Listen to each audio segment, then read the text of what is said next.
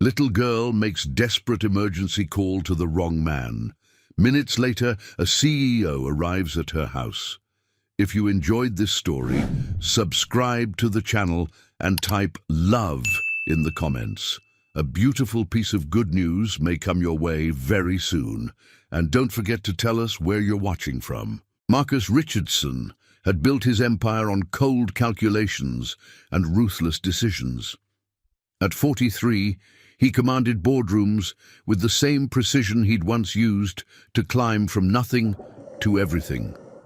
His corner office on the 37th floor of Richardson Industries overlooked a city that bent to his will, where his word moved millions and his signature changed lives. But on this particular Tuesday afternoon, as rain streaked his floor-to-ceiling windows, something felt different about the weight pressing on his chest. The phone rang, interrupting his review of quarterly projections. Marcus glanced at the unfamiliar number and nearly declined, but something made him answer. Richardson Industries, Marcus speaking. Silence. Then, the smallest, most broken voice he'd ever heard whispered through the speaker, "Grandma Ruth? Is that you? Please, we're so hungry. And Luna and Lila are crying, and I don't know what to do." Marcus froze. The voice belonged to a child, trembling with desperation that cut through his hardened exterior like a blade. In the background, he could hear soft whimpering. Other children, even younger. "Little one, I think you have the wrong number. This isn't your grandmother." A sob escaped through the phone, followed by sniffling. "Oh no, I messed up the numbers again. Mama's sleeping because she's sick, and we haven't eaten since yesterday, and Luna and Lila keep asking for food, but there's nothing left." And I thought Grandma Ruth could help us, but I can't remember her new number. And the words tumbled out in a rush of childhood panic and hunger that made Marcus's throat tighten. He'd never had children, never wanted them. But something about this little voice pierced straight through to a part of his soul he'd buried decades ago. Hey, slow down. What's your name, sweetheart?" "Chloe Patterson. I'm 6 years old, and I live on Maple Street with my mama and my little sisters Luna and Lila. They're 4 and they're twins, and they don't understand why we don't have food anymore." Her voice cracked with exhaustion and a responsibility no 6-year-old should carry. Marcus found himself standing, his forgotten reports scattered across his mahogany desk. The image of 3 hungry children, babies really, hit him like a physical blow. "Chloe, listen to me very carefully. You're being incredibly brave right now, taking care of your sisters like that. Can you tell me your address? I want to help you."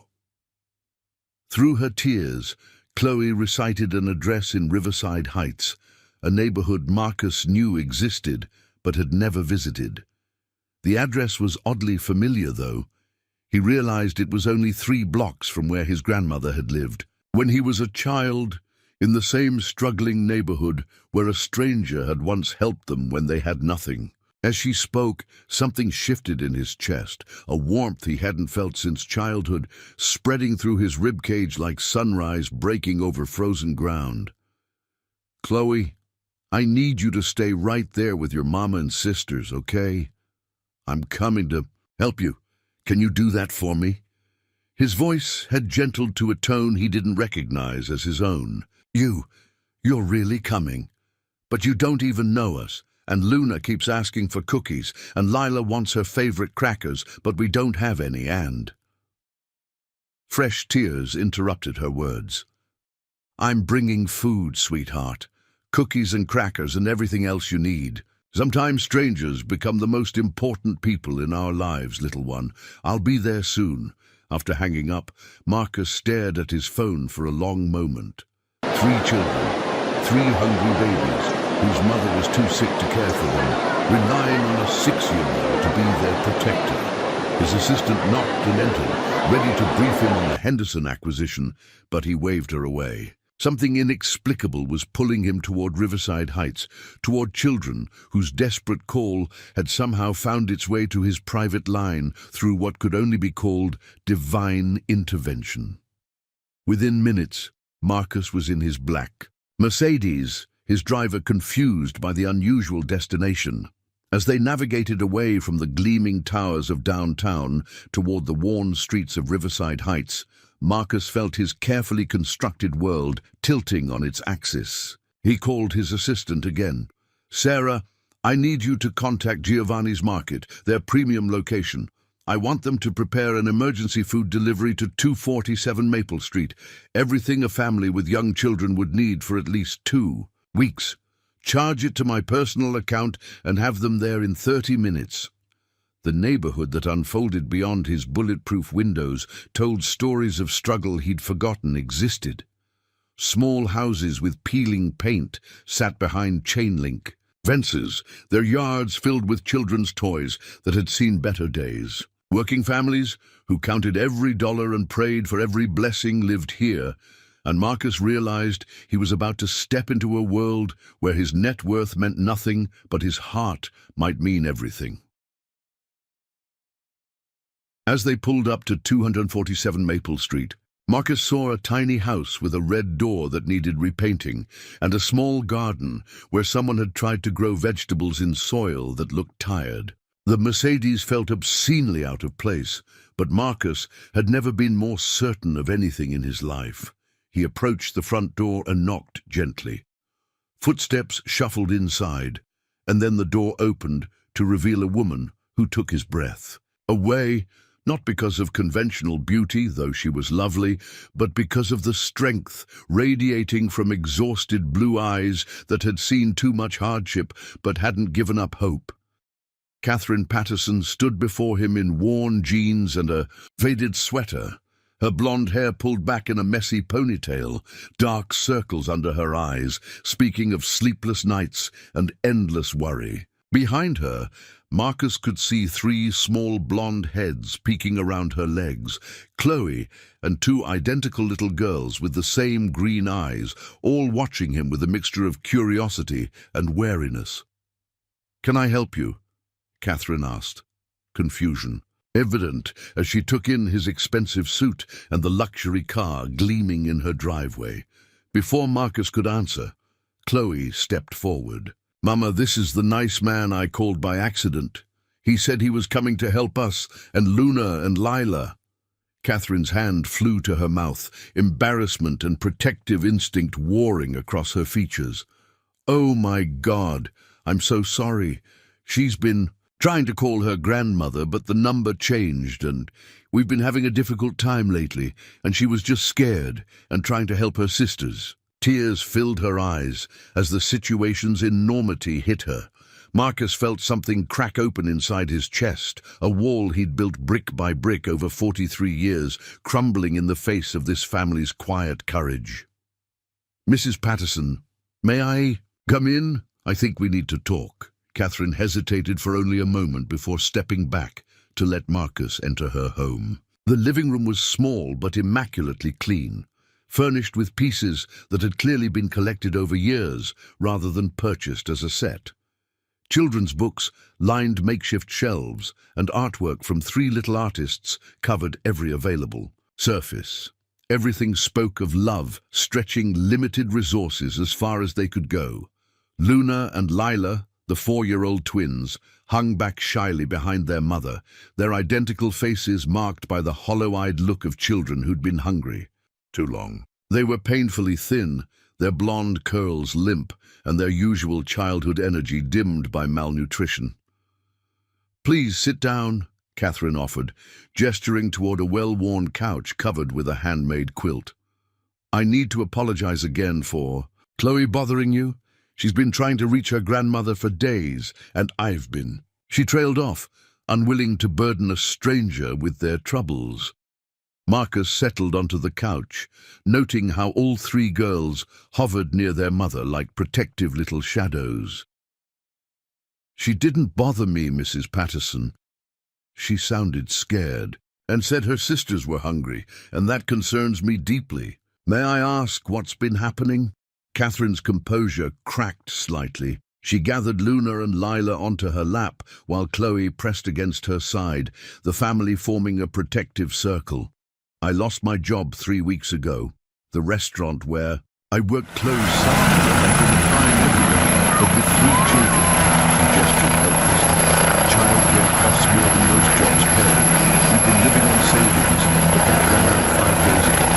Mama gets really hot and shaky sometimes. Her tiny voice barely audible, and she cries in the bathroom when she thinks we can't hear her. We told her we're not hungry, so she won't be sad. But our tummies hurt all the time. The matter-of-fact way the twins discussed adult problems they shouldn't understand hit Marcus like a physical blow. He studied Catherine more carefully and saw what he'd initially missed. The slight tremor in her hands, the way she leaned heavily against the couch back, the pallor beneath her exhaustion that spoke of someone pushing her body far beyond its limits. "When's the last time you ate?" he asked gently. Catherine's cheeks flushed with embarrassment. We shared some crackers yesterday morning. There's a food pantry that opens Thursday, so we just need to make it until then." Her voice was steady, but her hands shook as she stroked her daughter's hair.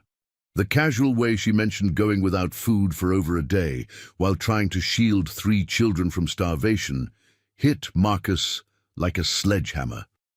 He'd spent more on lunch that day than this family had seen in weeks, and here was a woman who'd literally been starving while trying to keep her babies alive through sheer willpower and love.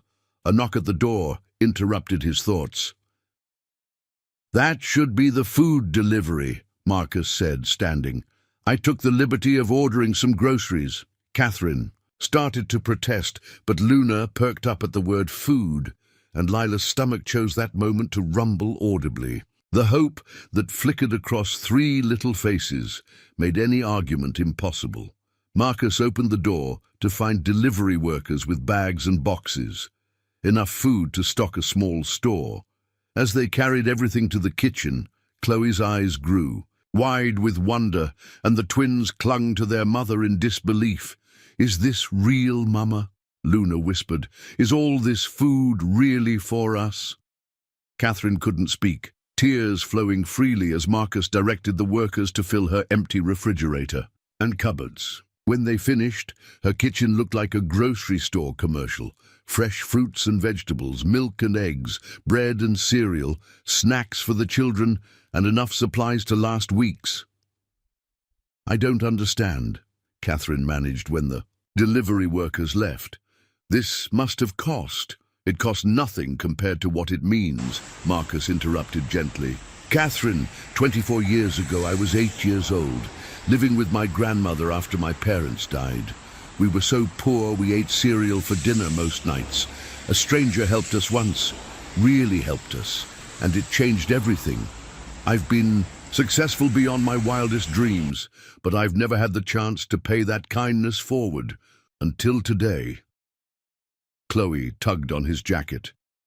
"Mr. Marcus, can Luna and Lila have cookies now? They've been really good even though they're hungry." Marcus knelt to the twins' level, his heart breaking at their shy smiles and hollow cheeks.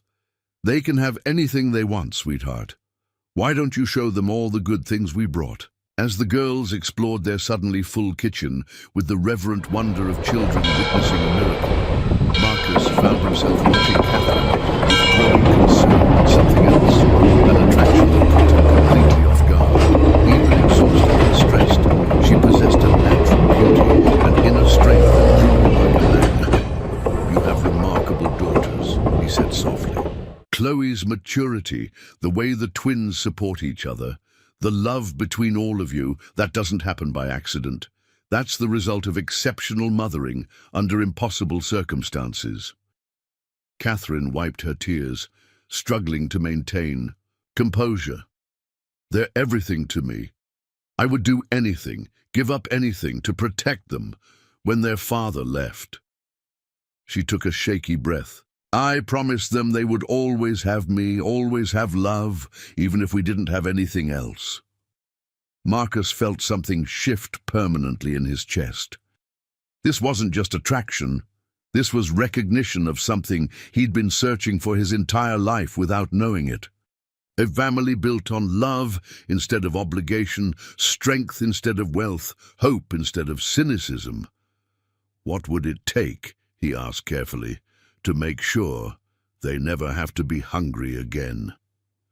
The question hung in the air between them as Chloe and the twins explored their treasure trove of food with the careful reverence of children who'd learned not to take abundance for granted. Luna had discovered a box of animal crackers and was sharing them one by one with Lila, both girls nibbling slowly to make each treat last. The sight of 4-year-olds rationing cookies because they'd been taught scarcity as a survival skill made Marcus's throat tight with emotion. "I don't know how to answer that," Catherine said softly, watching her daughters with eyes full of love and lingering fear. "I've been trying so hard to figure it out on my own. 3 weeks of job searching, and the few positions I've found either don't pay enough to cover childcare for 3 children or require evening hours when I need to be home with them." Marcus studied the family dynamics as the girls played. Chloe had automatically taken charge, making sure Luna and Lila each got equal portions of everything, her 6-year-old shoulders carrying responsibilities that should have belonged to adults. The twins moved in perfect synchronization, sharing everything without being asked, their bond so strong they seemed to communicate without words. "Tell me about their father," Marcus said gently. Catherine's expression hardened slightly. "Trevor left when the twins were 18 months old, said 3 children under 4 was more than he'd bargained for, especially 2 at once. The twins don't remember him, and Chloe barely does. It's been just us for over 2 years now." The fierce protectiveness in her voice told Marcus everything he needed to know about her character.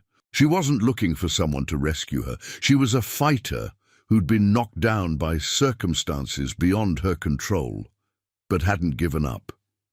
"What kind of work were you doing?" he asked, genuinely curious about the woman who'd managed to raise 3 remarkable children while facing hardships that would have defeated many people. "I was head chef at Romano's, the upscale Italian place downtown. I worked my way up from prep cook over 6 years, even going to night school for my culinary degree while pregnant with the twins. When they closed, I lost everything. My salary, health insurance, the professional references I'd spent years building." She gestured helplessly. "Starting over at 38 with 3 children feels impossible some days." Marcus made mental notes about health insurance and professional references. "What would your dream look like if circumstances were different?" Catherine's face transformed with unexpected passion. "I've always wanted to open my own catering business, specializing in family celebrations, weddings, anniversaries, reunions. Food that brings people together and makes memories. I had it all planned out before Trevor left, even had a business plan and potential investors interested." She laughed softly, but there was deep sadness in it. "I used to dream about having my own commercial kitchen, creating signature menus, building something the girls could be proud of. Mama makes the most amazing birthday cakes," Chloe called from the kitchen, where she was helping the twins arrange crackers on a plate. "She made Luna and Lila a Princess Castle cake for their last birthday, even though we didn't have much money. It was so beautiful people thought she bought it from a fancy store." Marcus felt pieces clicking into place. A solution that would help Catherine while satisfying his own growing need to remain connected to this extraordinary family. "What if I told you Richardson Industries is looking for someone to completely redesign our corporate hospitality program? We host dozens of events each month, board dinners, client presentations, holiday parties. We need someone with fine dining experience who can also handle large-scale catering." Catherine stared at him in disbelief. "Are you offering me a job?" "I'm offering you an opportunity," Marcus clarified, though they both knew his mind was already made up. "The position comes with full benefits, including premium health insurance for you and the girls. The salary would be enough to support your family comfortably while you save toward your catering business dream. And the professional connections you'd make could open doors you never imagined. Tears welled in Catherine's eyes again. I don't understand why this is happening. This morning, I was lying awake at 4 a.m., wondering how I was going to tell my daughters there was no food for breakfast, and now... She gestured helplessly at her transformed kitchen. Marcus reached across the small space between them and gently covered her hand with his, feeling a jolt of electricity at the contact. Sometimes the universe has plans we can't see. Chloe's call wasn't random.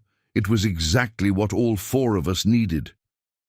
The twins had wandered back into the living room, their bellies finally full, and were curled up together on the couch like sleepy kittens. Chloe sat beside them, gently stroking their hair, with a tenderness that spoke of the mother figure she'd been forced to become far too young. "Mr. Marcus," Luna said sleepily, "are you going to be our friend now?" Before Marcus could answer, Lila added with the directness only children possess, "Mama smiles different when you're here. Like when she used to smile before Daddy went away." The innocent observation hung in the air, heavy with possibilities none of them had expected to consider. Marcus looked into Catherine's startled blue eyes and saw his own surprise reflected there, along with something that looked suspiciously like hope mixed with fear. "I'd very much like to be your friend," Marcus said carefully, his voice gentle but his eyes never leaving Catherine's face. "All of your friend." Catherine's breath caught, and for a moment the careful walls she'd built around her heart to protect herself and her daughters wavered. Here was a man who'd appeared like an answer to prayers she'd been afraid to pray, who looked at her children with genuine care, and at her with something that made her feel beautiful despite her worn clothes and exhausted state. As if sensing the shift in the room's emotional temperature, Luna climbed down from the couch and approached Marcus with the fearless curiosity of a 4-year-old. "Do you have a family, Mr. Marcus?" she asked, tilting her head with that serious expression children wear when asking important questions. Marcus felt his chest tighten. "No, sweetheart, it's just me." "That must be very lonely," Lila observed from her spot on the couch, her identical face reflecting her twins' concern. "We're never lonely because we have each other and Mama and Chloe. But you don't have anyone?" The simple question from a 4-year-old hit harder than any business competitor ever had. Marcus had convinced himself that solitude was strength, that independence was freedom. But sitting in this warm living room, surrounded by a family who loved each other fiercely, despite having so little, he realized how empty his life had become. "Sometimes I am lonely," he admitted, surprising himself with his honesty. "I have a big house and a successful business, but I don't have what you have. People who love me just because I exist, not because of what I can do for them." Catherine watched this exchange with growing amazement. In her experience, successful men like Marcus didn't reveal vulnerability to anyone, much less to children they'd just met. But here he was, sitting on her worn couch, speaking to her daughters, with the kind of authentic emotion that couldn't be faked. "You could come have dinner with us tomorrow," Chloe suggested hopefully. "Mama always makes enough food, even when we don't have much. She says sharing makes everything taste better." Marcus looked at Catherine, his expression carefully neutral despite the hope in his eyes. "Only if your mama thinks that's a good idea." Catherine felt her resolve wavering under the combined assault of 3 hopeful little faces and one man whose presence had already begun healing wounds she'd thought were permanent.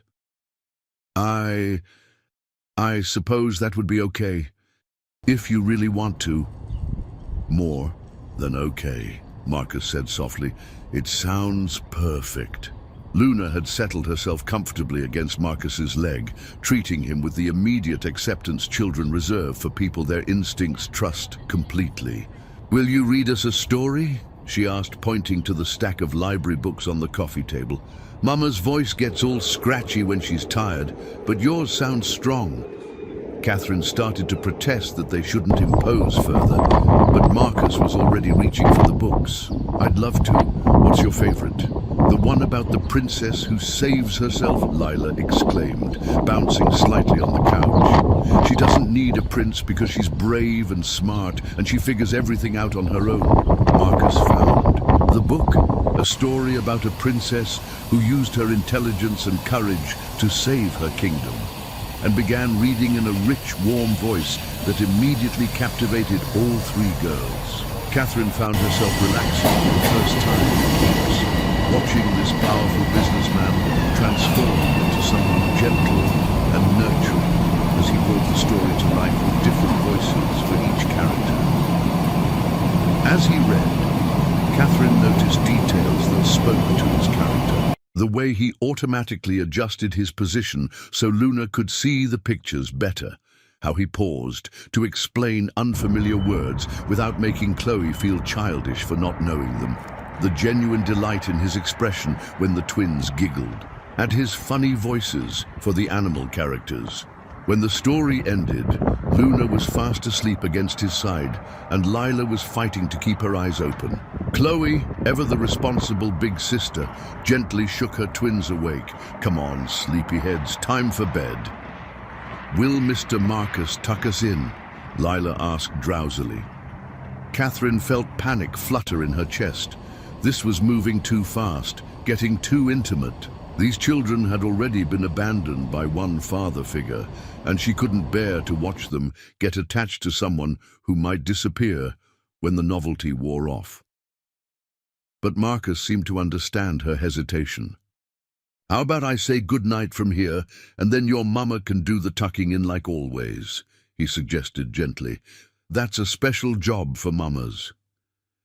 The girls accepted this compromise readily, giving Marcus careful hugs that he returned with surprising tenderness. As Catherine led them toward their shared bedroom, she heard Luna whisper to Lila, "I like him. He smells like safe." When Catherine returned to the living room 20 minutes later, Marcus was still sitting on her couch, but he'd tidied up the scattered books and folded the quilt the twins had been using. Such a small gesture, but it spoke of someone who noticed details and cared about maintaining the order of her home. "They're beautiful children," he said as she sat down across from him, leaving careful distance between them. "But I can see how exhausted you are. How long have you been doing this completely alone?" Catherine's careful composure finally cracked. "Completely. 2 years, 4 months, and 16 days, she whispered, "since the morning Trevor walked out with a suitcase and a note saying he couldn't handle the responsibility anymore." The twins were so little they kept asking when Daddy was coming home, and Chloe blamed herself, thought she'd done something wrong. Marcus felt fury rise in his chest at the thought of a man walking away from this extraordinary family.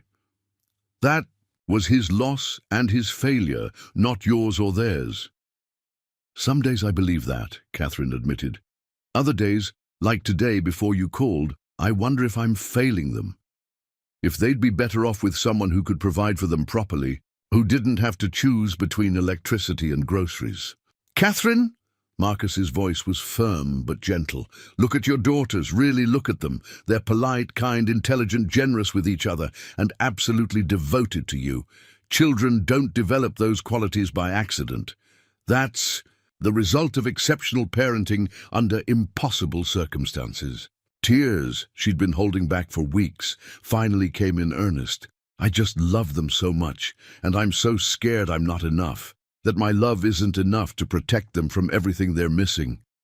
Without thinking, Marcus moved to sit beside her on the couch, offering his handkerchief and a presence that radiated strength and safety. "Your love is everything. It's what's made them who they are. But you don't have to do this alone anymore. Not if you don't want to." Catherine looked up at him through tear-blurred eyes, seeing something in his expression that made her heart race with possibility and terror in equal measure. "Why?" she whispered. "Why are you doing this?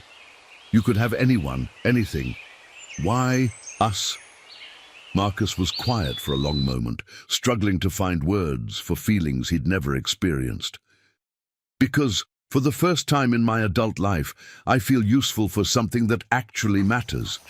Because when Chloe called me by accident, it felt like coming home to a place I'd never been. Because when I look at you and your daughters, I see everything I didn't know I was missing. "Can we keep him, Mama?" Chloe asked with devastating innocence. "Please?" He makes the scary feeling in my tummy go away, and Luna and Lila are smiling. Again, for the first time in years, Catherine Patterson found herself wanting to say yes to something that terrified and thrilled her in equal measure. And Marcus Richardson, who'd spent 43 years convinced he was meant to face the world alone, discovered he desperately wanted to be kept. 3 weeks after that first desperate phone call, Marcus Richardson found himself living a life he'd never imagined possible. Every evening after work, instead of returning to his empty penthouse, he drove to Maple Street, where 3 little girls waited for him with drawings, stories, and hugs that made his chest tight with emotion he was still learning to name. Catherine had started her new position at Richardson Industries, transforming their corporate hospitality program with the same fierce dedication she brought to mothering. Watching her command his executive kitchen with professional grace while maintaining the warmth that made every event feel like a family gathering, Marcus found himself falling deeper in love with her strength and talent. But tonight felt different. As Marcus pulled into the familiar driveway, he noticed Catherine's car wasn't there. Chloe appeared at the front door before he could knock, her face tight with worry that made his stomach clench. "Mr. Marcus, Mama had to go to the hospital. Mrs. Rodriguez from next door is watching us, but Luna keeps crying and asking when Mama's coming home." Chloe's 6-year-old composure was cracking under the weight of responsibility she shouldn't have to carry. Marcus knelt to her level, his hands gentle on her shoulders. "What happened, sweetheart? Tell me everything." She was making dinner and suddenly got really dizzy and fell down. She said she was fine, but her hands were shaking really bad and she looked so pale. Mrs. Rodriguez said she needed to see a doctor right away. Tears spilled down Chloe's cheeks. What if something's really wrong? What if she has to stay there? What if... Hey! Marcus pulled her into a hug, his heart breaking at the fear in her voice. "Your mama is one of the strongest people I've ever met. The doctors are going to take good care of her, and I'm going to take care of you and your sisters until she comes home." Inside, he found Luna and Lila huddled together on the couch, their identical faces streaked with tears. Mrs. Rodriguez, a kind older woman who'd become Catherine's closest friend in the neighborhood, approached with obvious relief. "Oh, Mr. Richardson, thank goodness you're here. Catherine collapsed about an hour ago. She's been pushing herself so hard, working all day and then coming home to care for these girls. I think her body finally said enough." Mrs. Rodriguez's weathered hands twisted with worry. "She made me promise not to call an ambulance because of the cost, but I drove her myself. She's at Riverside General." Marcus felt a cold fury at the thought of Catherine suffering alone because she was worried about medical bills. "Thank you for watching them. I'm going to the hospital now, but first..." He turned to the girls, his voice gentle but firm. "I need you 3 to be brave for just a little longer. I'm going to check on your mama and bring her home if the doctors say it's okay. Can you do that for me?" All 3 girls nodded solemnly, but Luna's lower lip trembled. "Will you tell Mama we love her and that we're being good?" "I will tell her exactly that," Marcus promised, kissing the top of each blonde head. "Mrs. Rodriguez, would you mind staying until I get back? I'll compensate you for your time, of course." "Nonsense," the older woman waved away his offer. "These babies are like my own granddaughters. You just bring their mama home safe." 20 minutes later, Marcus strode through the emergency room doors of Riverside General with the same commanding presence he brought to boardrooms, but his heart was pounding with fear he'd never experienced in any business crisis. At the information desk, he encountered his first obstacle, "I'm sorry, sir, but we can only release patient information to immediate family members," the receptionist explained apologetically. Marcus felt frustration rise in his throat. Technically, he had no legal relationship to Catherine or her children. They weren't engaged, weren't even officially dating. He was simply a man who'd fallen in love with a family and was discovering that love didn't automatically grant rights. "Please," he said, his usual authority replaced by raw emotion. "Her name is Catherine Patterson. She has 3 young daughters who are terrified right now. I just need to know if she's okay." The receptionist's expression softened at the genuine desperation in his voice, but she shook her head. "I understand, but hospital policy—" "Marcus?" He turned to find Catherine approaching from the treatment area, moving slowly but under her own power. She looked pale and exhausted, but her eyes lit up when she saw him. "What are you doing here? The girls are fine. Mrs. Rodriguez is with them, and they're worried sick about you." Marcus reached her in 3 strides, his hands hovering uncertainly around her shoulders, wanting to pull her close but unsure of his boundaries. "What did the doctors say?"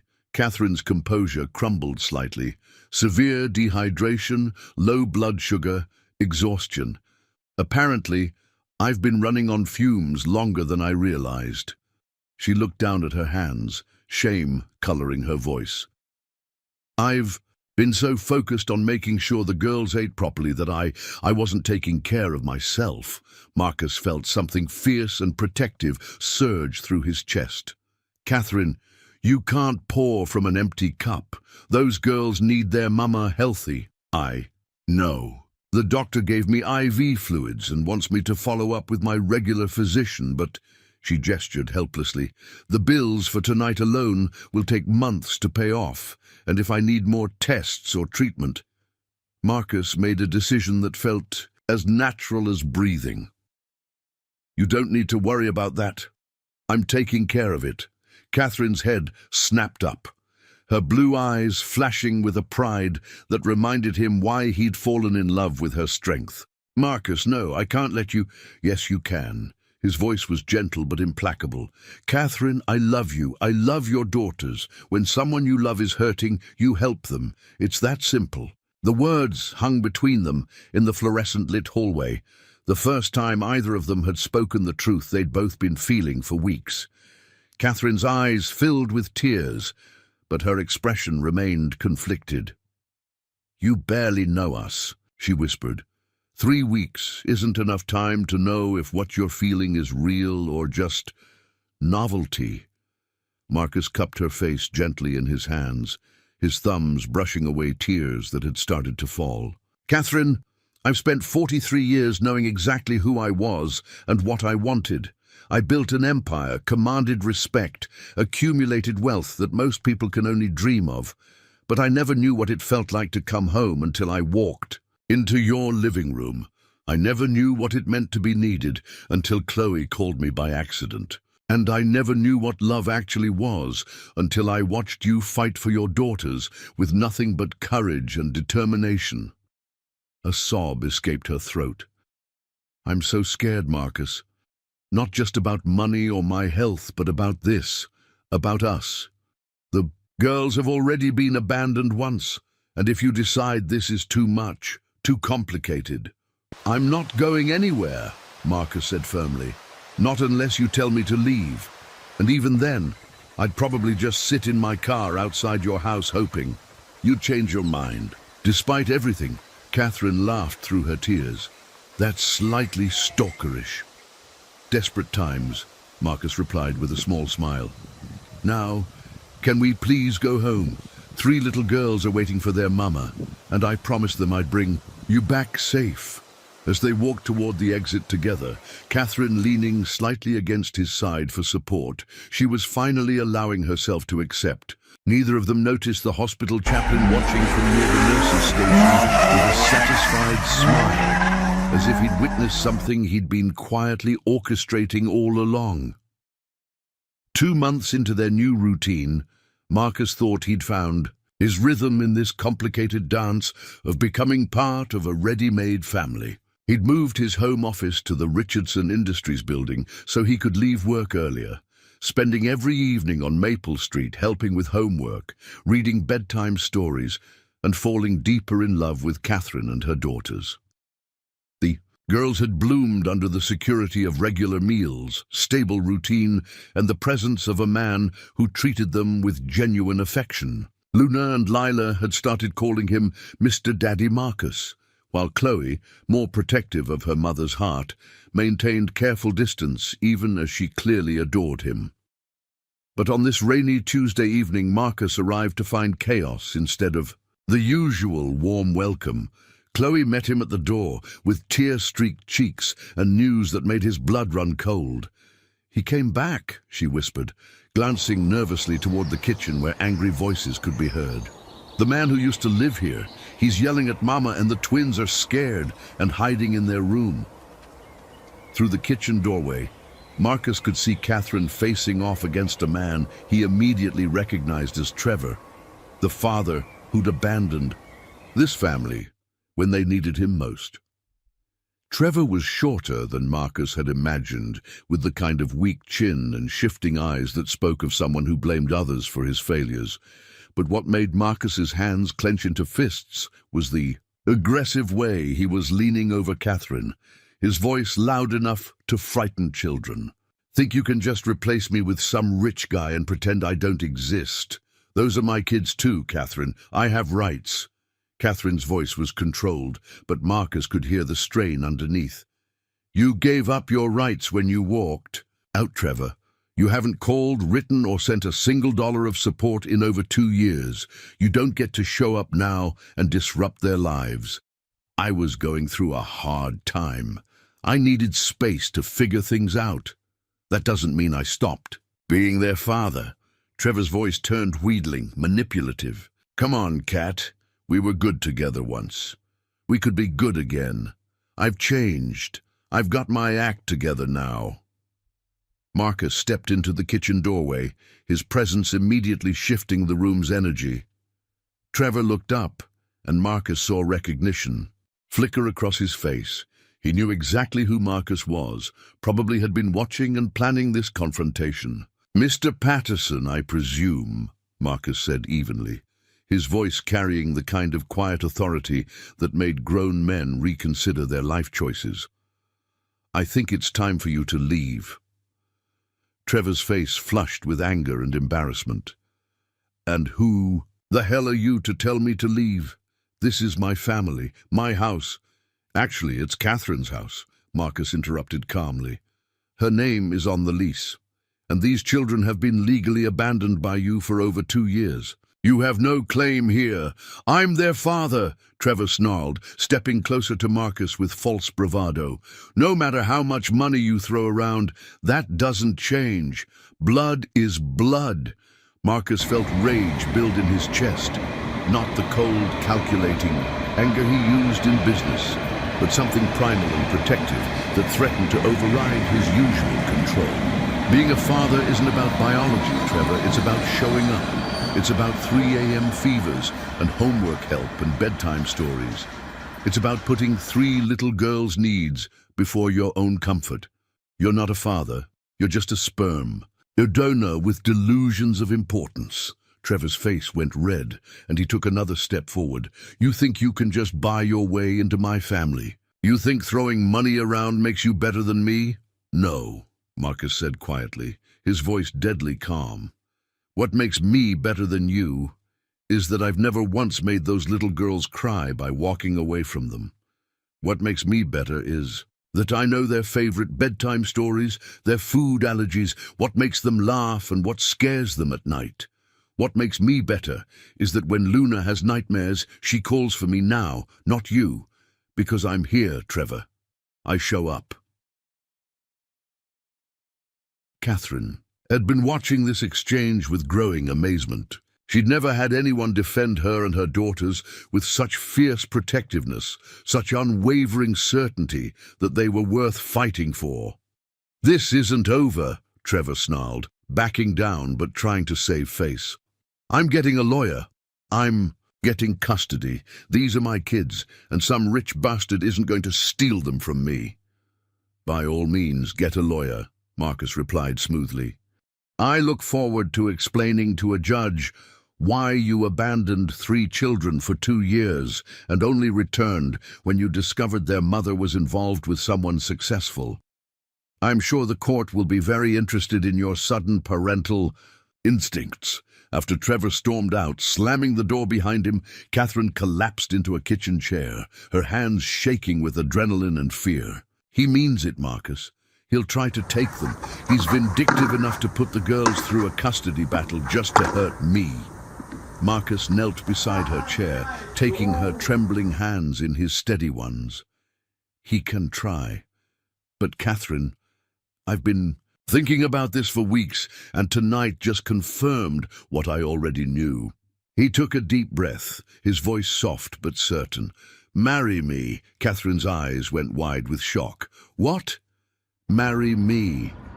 Not because of Trevor, not because of legal protection, but because I love you.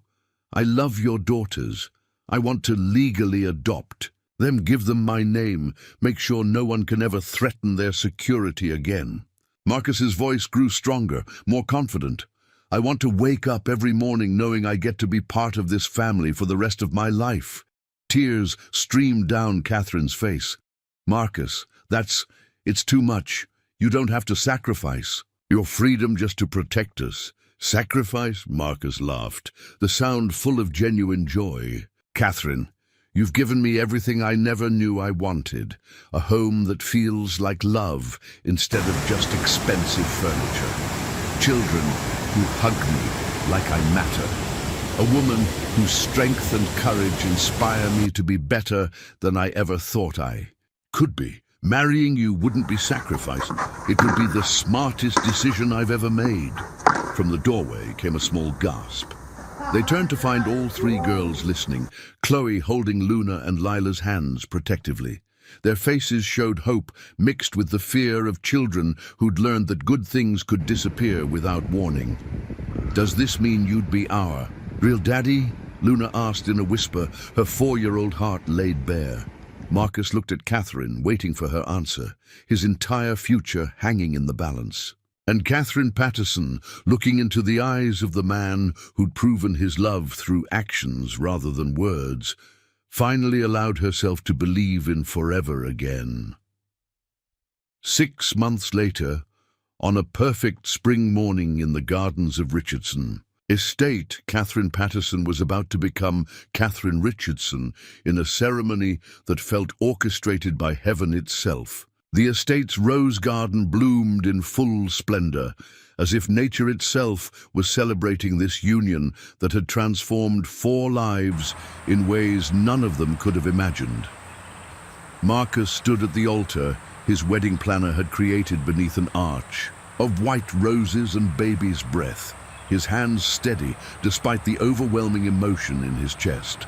Beside him stood his best man, his longtime attorney, who'd handled the adoption papers that made him legal father to 3 extraordinary little girls just 1 week earlier. The adoption had been finalized without opposition.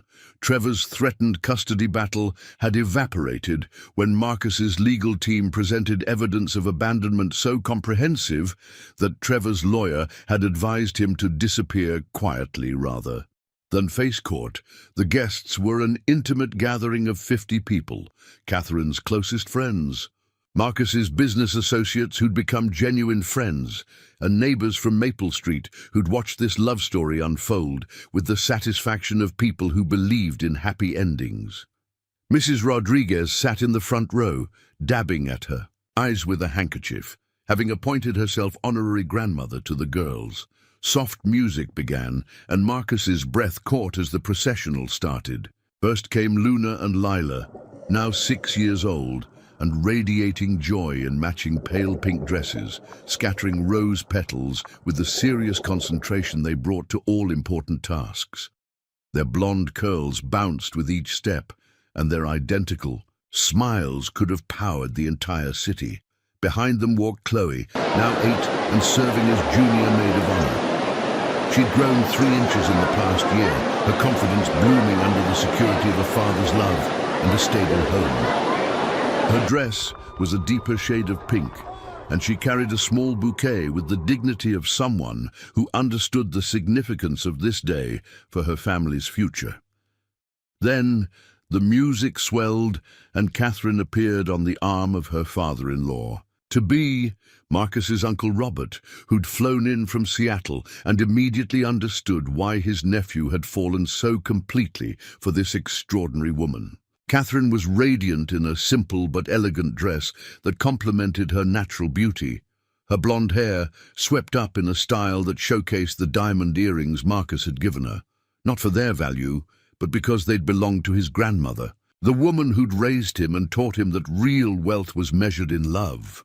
As she walked toward him, Marcus felt tears threaten for the first time in decades. This woman, who'd been surviving on crackers and courage a year ago now, moved with the confidence of someone who knew she was cherished.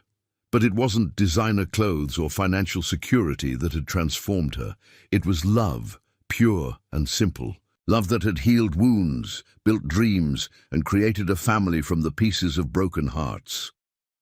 When Catherine reached the altar, Marcus took her hands and whispered, "You're beautiful," his voice rough with emotion. "So are you," she whispered back, her eyes sparkling with unshed tears of joy. The ceremony was officiated by Pastor Williams from the neighborhood church the family had begun attending, a man whose warm smile suggested he'd seen the hand of Providence in bringing these two souls together. As they exchanged vows they'd written themselves, there wasn't a dry eye in the garden. "Catherine," Marcus said, his voice carrying clearly across the garden, "a year ago I thought I had everything a man could want. I was wrong. I had things, but I didn't have purpose. I had success, but I didn't have joy. I had a house, but I didn't have a home. You and your daughters gave me all of that and more. You taught me that love multiplies rather than divides, that strength comes from vulnerability, and that the best adventures happen not in boardrooms, but in living rooms filled with laughter and crayon drawings. I promise to love you fiercely, protect our family fearlessly, and never forget that the greatest wealth is the love we share." Catherine's vows came through tears that spoke of a heart finally free to hope without reservation. "Marcus, when Chloe dialed your number by accident, I thought it was the worst mistake we could have made. I was wrong. It was the miracle we'd been praying for without knowing it. You didn't just rescue us from hunger and hardship. You showed us what it means to be truly safe, truly loved, truly home. You became the father my daughters never had, and the partner I never dared to dream of. I promise to love you with the same fierce determination I've always loved my children, to support your dreams as you've supported ours, and to never forget that our love story began with the simple faith of a 6-year-old who believed strangers could become family." When Pastor Williams pronounced them husband and wife, the cheer that went up from their daughters could probably be heard 3 blocks away. Luna and Lila rushed forward for hugs, while Chloe waited her turn with the patience she'd learned, but eyes shining with happiness. "Are we really truly a family now?" Lila asked as Marcus lifted her into his arms. "Forever and always," Marcus promised, kissing her cheek before reaching for Luna and pulling Catherine and Chloe into their group. "Embrace." Later, at the reception held in the estate's ballroom, Marcus found himself watching his new family with wonder. Catherine moved gracefully among their guests, accepting congratulations with the poise of someone who'd learned she deserved every blessing coming her way. The girls charmed everyone they met, their joy infectious and their bond with Marcus obvious to all who watched them interact. The transformation in all of them over the past year was remarkable. Luna, once painfully shy, now confidently introduced herself to strangers as Luna Richardson, her chest puffed with pride at her new name. Lila had discovered a talent for making people laugh with her spontaneous dance moves and infectious giggle. And Chloe, sweet, responsible Chloe, had finally learned to be a child again, knowing she no longer had to carry the weight of protecting her family alone. Marcus's business associates, initially surprised by his sudden acquisition of a ready-made family, had quickly fallen under the spell of three charming little girls who could discuss everything from quarterly reports to their favorite Disney movies with equal enthusiasm. His CFO, David Chen, was currently being lectured by Luna about the proper way to frost a cupcake, while his head of marketing found herself in an animated discussion with Lila about whether unicorns could fly faster than airplanes. "You know," said Marcus's longtime friend and board member Janet Walsh, approaching with a champagne flute and tears in her eyes, "in 30 years of knowing you, I've never seen you smile like this. Those girls have performed a miracle." Marcus glanced around the ballroom that had been transformed into a fairy tale setting at the girls' request, twinkling lights, flower arrangements at child height so they could see them, and a dessert table that looked like something from a princess story. "They've taught me what really matters," he admitted. "A year ago, I would have been networking at my own wedding. Tonight, all I want to do is dance with my daughters and watch my wife laugh." Speaking of his daughters, they were currently the center of attention near the gift table, where they were helping Catherine read wedding cards aloud. Marcus moved closer to hear Chloe's clear voice reading a card from their old neighbors on Maple Street. "Dear Richardson family," Chloe read carefully, sounding out the bigger words, "we are so happy for your new beginning. We watched Catherine raise these beautiful girls with so much love, and now we get to watch Marcus discover what it means to be a daddy. May your home always be filled with as much joy as you've brought to our neighborhood. Love, the Martinez family." "And this one's from my old boss at Romano's," Catherine exclaimed, unfolding an elegant card. "She says she's opening a new restaurant and wants to hire me as head chef when I'm ready." Catherine's eyes sparkled with the possibility of pursuing her culinary dreams now that she had the security to take risks. Marcus wrapped his arms around his wife from behind, resting his chin on her shoulder as they watched their daughters carefully organize the gift cards. "Are you interested?" he murmured in her ear. "Maybe," Catherine said softly, "but not for a while. Right now, I want to focus on being Mrs. Richardson and watching our girls grow up in their new home. The career dreams can wait. Family comes first." The word family still sent warmth through Marcus's chest every time he heard it applied to them. He'd gone from being a man who ate alone in expensive restaurants to someone who looked forward to family dinners where conversation ranged. From kindergarten drama to business strategy, often in the same sentence.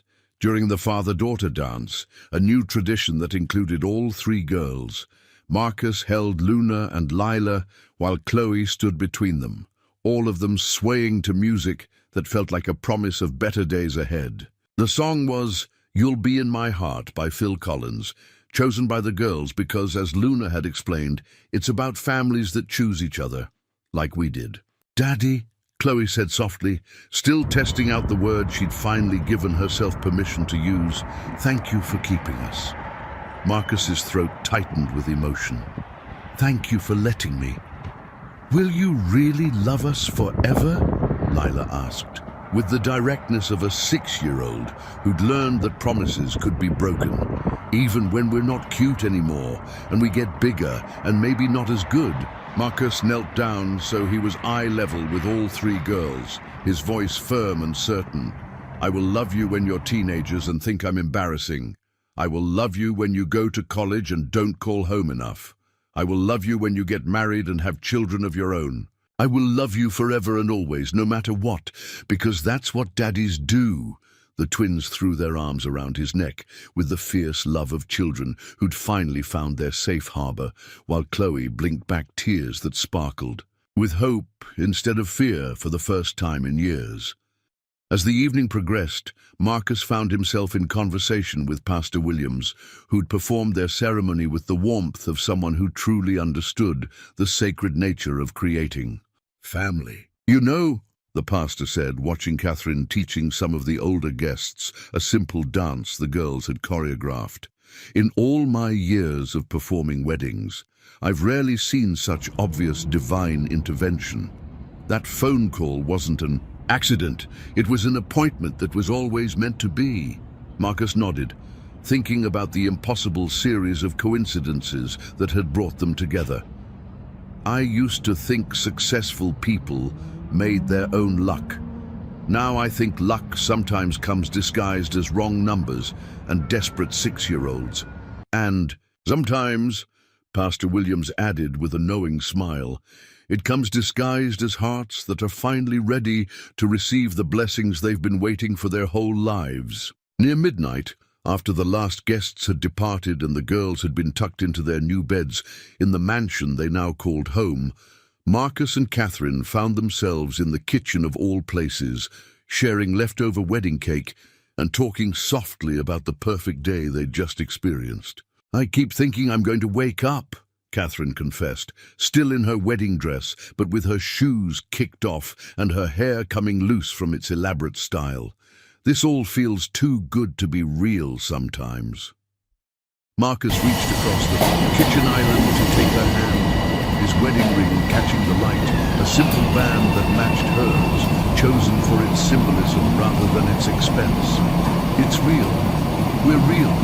This family we've built, it's the most real thing I've ever been part of." Through the kitchen window, they could see the garden where they'd married, now lit by soft landscape lighting that would guide their children's footsteps for years to come. In the distance, the lights of the city twinkled like earthbound stars, reminding them of the world beyond their peaceful estate, but no longer calling to Marcus with the same urgency. "Do you ever miss it?" Catherine asked softly. "The quiet, the solitude, the simplicity of only being responsible for yourself?" Marcus considered the question seriously, thinking about his old life of empty luxury and lonely success. "Sometimes I miss being able to shower without someone knocking on the bathroom door asking where their favorite socks are," he admitted with a laugh. "But miss the loneliness? Never. I didn't even realize how lonely I was until I experienced what it felt like to come home to love. Daddy?" A small voice called from the doorway, and they turned to see Luna in her pajamas, rubbing sleepy eyes. "I had a good dream about today, but then I woke up and wanted to make sure you were still here." Marcus's heart melted as he scooped up his youngest daughter, holding her close as she nestled against his shoulder. "I'm here, baby girl. I'm always going to be here." "Promise?" Luna mumbled into his neck, her small arms tight around him. "Promise?" Marcus whispered back, meaning it with every fiber of his being. As the evening wound down and guests began to leave, Mrs. Rodriguez approached the newlyweds with tears in her eyes. "I just want you to know," she told them, "I've been praying for this family since the day Catherine moved in next door. Single mother, 3 babies, struggling so hard but never giving up hope. I asked the good Lord to send them an angel, and he sent them better. He sent them each other. Later, after the girls had been tucked into bed in their new home, the estate Marcus had transformed from a showcase into a real family residence complete with playrooms and art spaces. Marcus and Catherine stood on their bedroom balcony, looking out over gardens where their children would grow up safe and loved. "Do you ever think about that phone call?" Catherine asked, leaning into her husband's embrace. "How one wrong number changed everything." Marcus tightened his arms around her, breathing in the scent of her hair and marveling at how perfectly she fit against him. "I think about how it wasn't wrong at all. I think about how sometimes the universe has plans bigger than anything we could imagine for ourselves." "Mrs. Rodriguez would say it was God," Catherine murmured, a smile in her voice. "Mrs. Rodriguez would be right," Marcus agreed. "Whatever you call it, fate, providence, divine intervention, something was definitely looking out for all of us that day." In the garden below, automatic sprinklers began their evening cycle, nurturing the roses that would bloom again next spring. just as love had bloomed in the most unexpected circumstances and created something beautiful beyond imagining. And if you listened very carefully to the evening breeze rustling through the leaves, it almost sounded like celestial laughter, the joy of a universe that delights in proving that wrong numbers can lead to exactly the right place, and that the most broken hearts often become the strongest foundations for the happiest families.